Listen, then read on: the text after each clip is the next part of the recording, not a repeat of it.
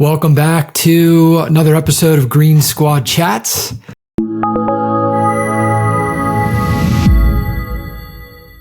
Today we got Marty, Tom, and Adam, along with myself, Brandon, and we're going to tackle something that came up in our weekly accountability call this morning, which is limiting beliefs. And by that, a lot of you probably have your own definition and own way of thinking about what a limiting belief actually is. But to kind of frame the discussion here today, we're talking about when you know that there's something you want to do, you should be doing because it's aligned with what you want to do, but yet you're not doing it. And you're kind of inside your own head and you're coming up with all of these reasons why it's not a good idea to do what you want to do and what's aligned with where you want to go.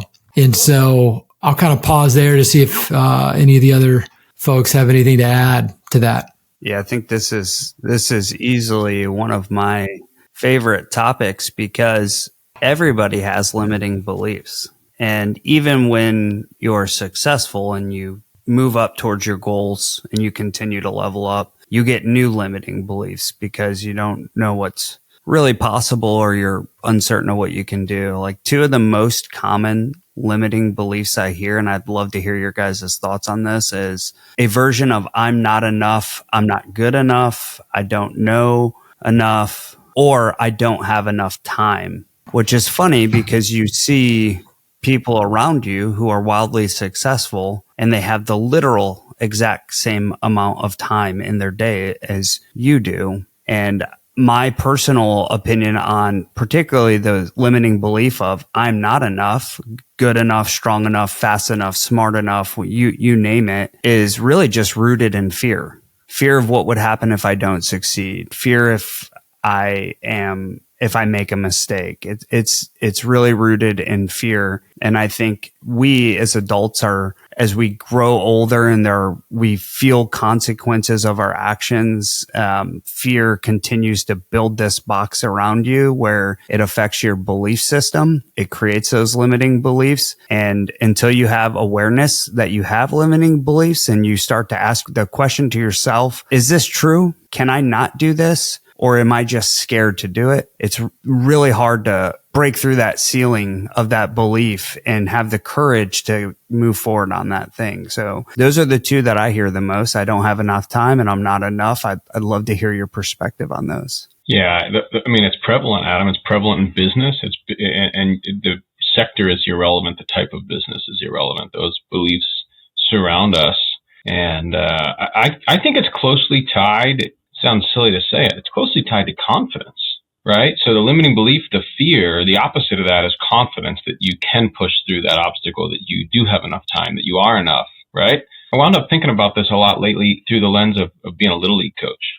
So I've got 12 kids on my Little League team. The season actually just ended a couple days ago. We wound up in third place as the playoffs wrapped up for us with our second loss. And so I've thought a lot about, as I'm making these lineups, putting kids in different positions, there's some players that wind up in right or left field more than others, right? And that's based on skill. And I found myself reflecting on my days in Little League. I was never a major league player. I was never a minor league player, nor college, nor high school.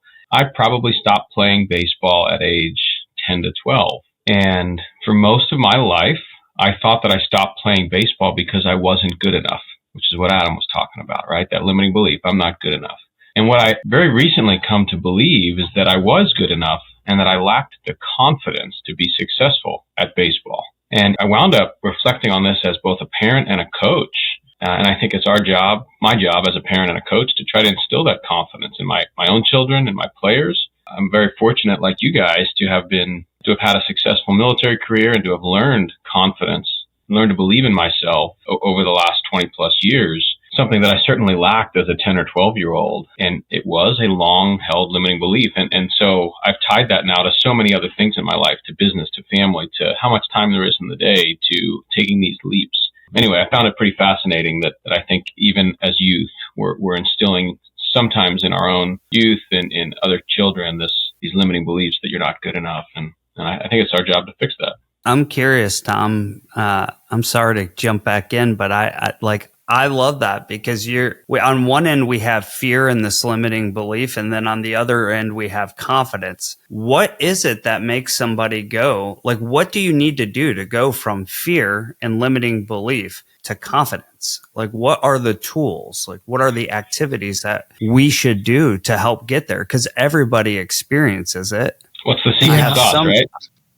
Yeah, what's the secret sauce? I mean, I have some thoughts. It's obviously complex, but I think of this in terms of kind of like the assumptions we're making, right? The assumptions about how the world works. We think it works one way, which leads to our mindset, which leads to our belief about what we can and can't do, or a fear that we may have. And then because of that, it leads to the behaviors, right, that we're doing or not doing. It's an assumption about how things work. For example, I want to get into real estate investing, but, I assume that you got to have a ton of money and make a 25% down payment. And that's the only way to get into real estate investing. And if you assume that, then what's that lead to? It leads to, all right, well, what's my bank account? Okay, I don't have enough for a down payment on the kind of house I want, so I'm not going to invest in real estate. And it ends there. And then somebody asks you, why aren't you investing? And well, because I need all this money. And then you talk to somebody who is a successful real estate investor, and they know that there's actually other ways that you can get into real estate investing without the standard traditional 25% down. And so what that does is it takes one assumption you have about the way things work, and it proves that that's not correct. And so if you extract the principle there, I just think that if you tackle the assumption, you get to the underlying assumption, and then you can prove to yourself or somebody else shows you that that assumption is actually false. Now you see that, and you can actually decide to tackle it in a different way. Any thoughts on that? I love that. Yeah, because that's action based, Brandon. And I think in between there, you have assumptions, you have action, you have knowledge, things you have to go out and do, like the doing between fear and confidence. The confidence comes from belief, empowering belief vice limiting belief. How do you get empowering belief? Well, you go out and you get knowledge, you get information that makes you feel more confident. You then take action and iterate on that action to gain experience and open your worldview, kind of like you're talking about, Brandon. I believe this one thing, therefore I can't do it. But now I go get knowledge and I find out that there are other ways people are doing it. And then I go try it. And some of it's working, and now I'm iterating, and my belief system is starting to change from limiting to empowerment. And I think the last part of what you said is I went out and saw or talked to, heard somebody say they were doing it a different way. And I think the communal aspect of that, one really powerful thing I think we've all experienced is being in a room with people who are doing those things. Because if you came up to the edge of a cliff by yourself in the woods and there was water, you might be like, ooh, I don't want to jump. That's dangerous. But if you came up to a group of your friends who were for sport and fun jumping into the water because it's a good time, you wouldn't even think twice about it. You'd be like, I'm scared of heights. Oh, well, everybody's doing it. It looks fun. I believe I can do it too, because there's that communal aspect around it. I think that's powerful. I think another way to get us from the fear to the confidence, and one thing that I've been working on with my kids is when they say, what if this happens? I immediately say, what if it doesn't? And so every time you go into something and you start thinking of, what if I lose all my money? What if I don't lose my money? So if you could just do that mindset switch of replacing what if it does to what if it doesn't, and you start thinking, going into anything new with that mindset, then you can start getting that confidence that you guys were talking about earlier. I love it. Adam talked about iterating too, where I think one of the a synonym to iterating is practice, right? Repetition, building up those reps and sets. And so, if it's sports, that's more practice. That's more time at the batting cages, or more time with the pitching coach, or pick your specialty. And I think in addition to the practice, the repetition, you said it, Adam, surrounding yourself with the right people to challenge that mindset. So it's either people that will hold you accountable or people that will challenge your assumptions, winds up being one of the most powerful things. And if you find yourself with a limiting belief and people affirming that limiting belief, man, it's hard to overcome that. Whereas if you find people that are challenging it, it's pretty easy to overcome it. And I'm sure we all have examples in business. Well, I have an example from our conversation this morning. our actual Green Squad chat before we jumped on the Green Squad chat podcast, I have a decision to make with the house that I'm currently living in. When I bought the house, it was a 1-bathroom, and I bought it with the idea I'm going to add a bathroom to this among some other upgrades, because that's going to add value both when I go to sell it, and it'll get me a higher rental value for it. And oh, by the way, a family of 4, we'd like to have 2 bathrooms. And so I'm at the decision point really, because we've taken care of some other things that needed taken care of first, and we're ready to make the decision to put the bathroom in. And all of a sudden I'm coming up with all of these reasons why I shouldn't put the bathroom in. And to make a long story short, I'm in our accountability call with you fine gentlemen, and a few others were on the call too, from the group. And just after talking through it, I'm getting these different perspectives from you all. And it makes it clear to me that, I'm artificially placing these limits on what I should do. And you all are helping me see that. And you're also helping me see, hey, here's the other perspective. Here's what you said you were going to do with it. You're at that decision point, and all of a sudden now you don't want to do it. And it helps you see, having the other perspectives from people who have kind of been where you're at, or know what you're going through, or have done what you're thinking about doing and know that it's the right play, or it could be the right play, right? It just is so helpful. It's so helpful. I think with most of these things, pick your example, whether it's the example you gave, Brandon, the business examples, the sports examples. There is a minimum, right? There's a minimum required, whether it's a minimum amount of money to do something, a minimum amount of time, a minimum amount of athletic skill, a minimum height. There's something. Once you cross that baseline, then it becomes about knowledge, access to the right knowledge, access to the right information, access to the right people that will support you, help you build that confidence, and then practice. And I think all of those are tied almost inextricably together. And that's how the confidence develops. I mean, 2 of the 4 of us were helicopter pilots. I didn't ever think I'd be a helicopter pilot, but I met some minimum requirement. I had access to people that supported me. I had access to information that I needed. And then I practiced and practiced and practiced for 20 years. Now I'm pretty confident as a helicopter pilot, right? If you'd asked me 20 years ago if I'd ever be a good helicopter pilot, I'd have said not a chance.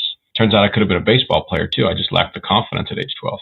Can I insert a question about what comes first, the belief or the confidence? And I'll give you an example. I'll give you 2 examples that might confuse or conflate the 2. Because take an elite person like Kobe Bryant, where it's well documented that the practice was better than anybody in the world. The guy was literally in the gym at 2 and 3 a.m., 3 to 4 gym sessions a day. Pretty good 18-year-old drafted to the NBA, but not necessarily greatest of all time level. But he, in his mind, at least in the external, appeared to have the belief that he was capable of being the greatest of all time.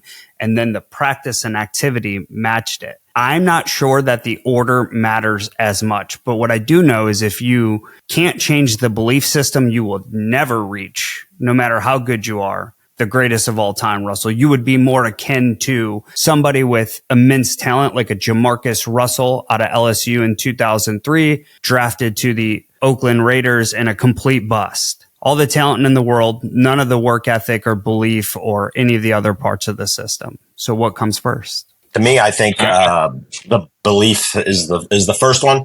If you go back to all of us, there was a time when we had to shove our chips in the middle of the table and we let the cards fall where they may.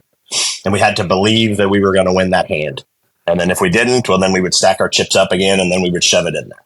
And so then as you keep shoving your chips in the middle, well, then you start to realize that you might be a pretty good poker player. And so then the confidence will come from that. But there has to be a time when you shove it all in there and believe that it'll work. I don't think there's What do you think, Tom? I don't think there's one way. I think some people are born with confidence and lack skill. Kobe Bryant. Not that Kobe lacked skill, right? That's not what I'm saying. But, he had confidence that he could get there, put in the work and got there. And I think some people are born with immense talent and need their confidence developed. I don't think it's a one size fits all. I think different for different people. Yeah, love it. Love it. Combination of awareness of your beliefs, activity, doing the things, whether it's knowledge, gaining community, gaining experience, increasing your belief, iterating on it, Absolutely. Yeah, I think you just said something too, Adam, that I think is important to highlight is awareness. So part of what we've been talking about and the stories we've been telling, until you become aware of how you're thinking about something, of the belief that you're holding, whether it's limiting or not, if you're not aware of it, you will continue to just kind of do what you do. You will continue to just kind of act. And you might not even know why you're doing it or why you're not achieving what you want to achieve until you become aware of these beliefs that are driving the way you're acting. And so I guess another good question is what are one or two ways, right, that you can become aware of some of the beliefs that you're operating from? Surround yourself with people that challenge you. Was that a question? Yeah, of course. Yeah, no, and that's great, right? Back to the Green Squad and accountability groups and getting around the right people. And when I say the right people, I just mean, people who have a growth mindset, people who will challenge you and know that you make mistakes and fail, and that's part of learning. And then it's how quickly do you put those lessons back into play? And when you're around groups like that, they will challenge. You tell them what you want to do and what you're doing, and they'll see the gap and they'll challenge you on that and say, well, why aren't you doing it? Right. And by asking you those questions, they're holding you accountable to come up with some answers and be self-aware. And they're helping uncover the awareness. That's one way to do it. What's another way? Yeah, I'm just kind of thinking about what you were saying.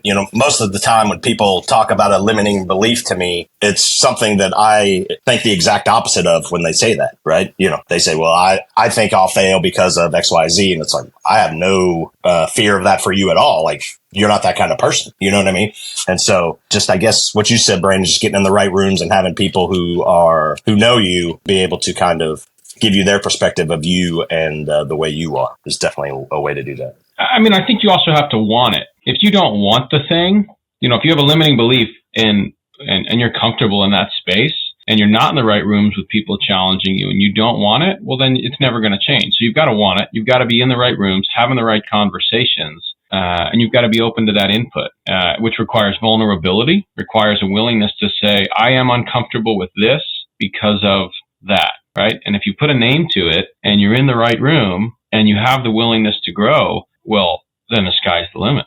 And I think telling people what you want, you know what I mean? Being vocal about that. So that way everybody knows, oh, Adam is looking for wholesale deals in Florida. Okay. So if I hear something, then I know Adam's the guy. You know what I mean? Even if he's brand new, I know that's what he wants to do. So then if I hear something, I'll just shove it his way. And maybe that'll help get him that confidence and the beliefs that he can do it. Love it. Man, this is deep today. James will be sad that he missed out. I think this is one of the best ones we've done.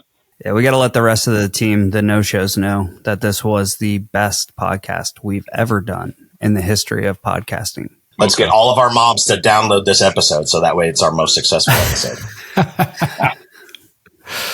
Well, thanks. This has been another fun and insightful podcast, Green Squad Chats. Little secret for you all, we will be rebranding in the future. So you may see something different on here as we evolve. And we hope you found this interesting. If you did, go on and leave us a 5-star review. It helps so that not just our moms, but our aunts and the rest of our family members will also listen to the podcast. Share it with a friend. Thank you so much. See you next time.